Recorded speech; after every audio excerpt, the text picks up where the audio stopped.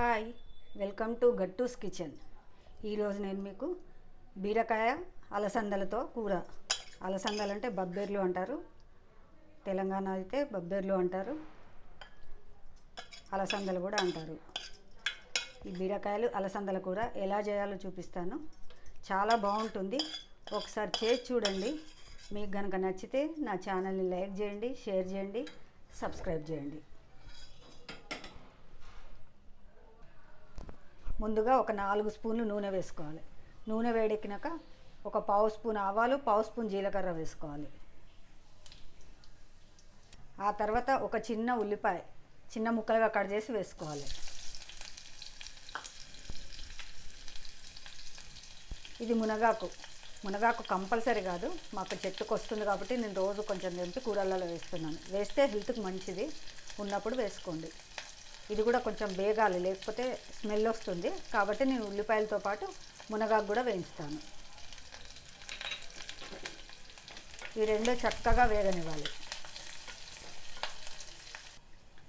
ఉల్లిపాయ ముక్కలు మునగాకు వేగింది కదా, ఒక అర స్పూను అల్లం వెల్లుల్లి వేసుకోవాలి. కరివేపాకు వేసుకోవాలి. ఒక అర స్పూన్ పసుపు వేసుకోవాలి. ఇవన్నీ చక్కగా వేగనివ్వాలి. ఉల్లిపాయలు, మునగాకు ఇదంతా వేగిపోయింది కదా, అల్లం వెల్లుల్లి పేస్ట్, కరివేపాకు.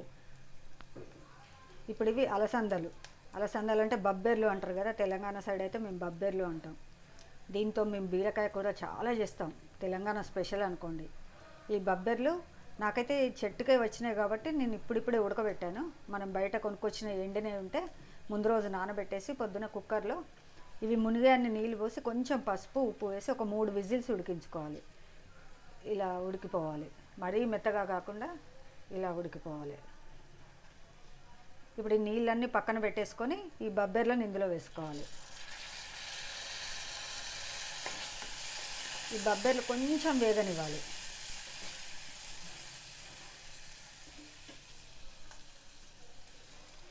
మూత పెట్టి ఒక 5 నిమిషాలు చక్కగా వేగనివ్వాలి.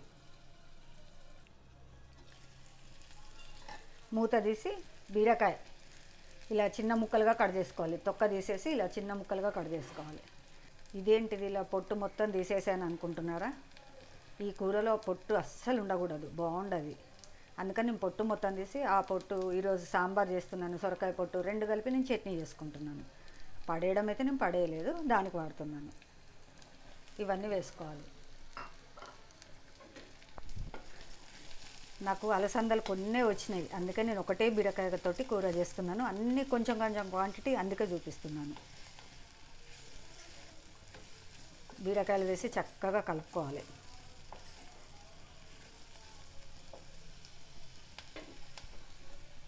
ఒక 5 నిమిషాలు ఈ నూనెలో బీరకాయ మగ్గనివ్వాలి.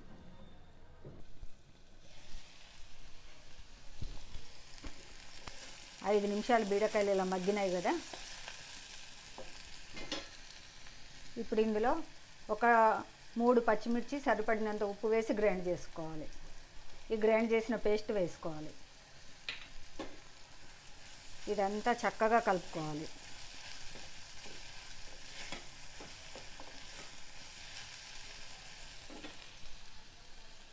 మూత పెట్టి మళ్ళీ 5 నిమిషాలు బాగా మగ్గనివ్వాలి.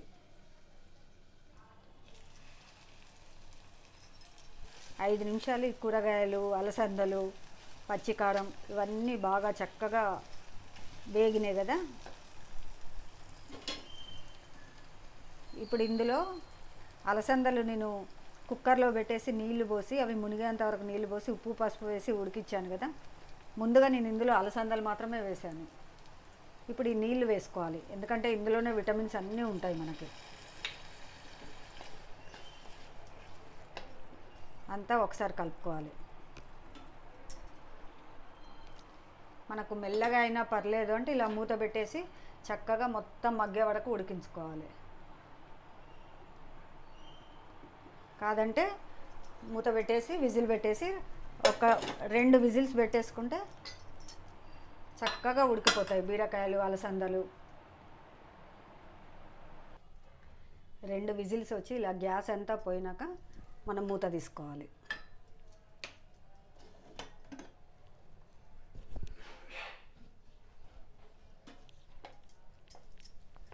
ఇది చక్కగా ఉడికిపోయింది, బీరకాయ కానీ అలసందలు కానీ.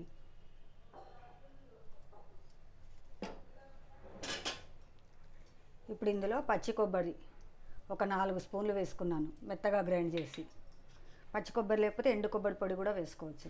1 స్పూను ధనియాలు, జీలకర్ర 2 కలిపి వేయించి పొడి చేసింది వేసుకున్నా.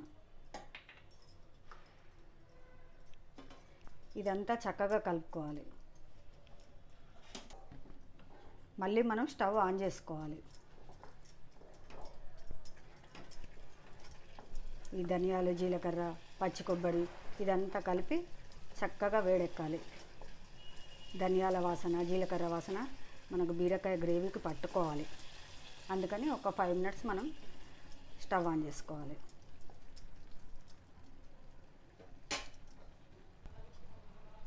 స్టవ్ ఆఫ్ చేసుకొని మనం సన్నగా కట్ చేసిన కొత్తిమీర వేసుకోవాలి.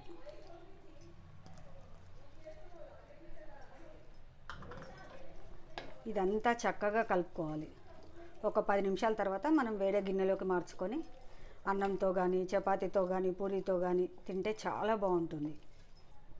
అలసందలు వచ్చినప్పుడు ఇలా మేము కంపల్సరీ బీరకాయ అలసందల కూర చాలా చేసుకుంటాం. తెలంగాణ సైడ్ చాలా ఫేమస్ ఇది. ఎప్పుడు అలసందలు వచ్చినా బీరకాయ అలసందల కూర చేసుకుంటారు. బీరకాయ అలసందల కూర రెడీ అయిపోయింది.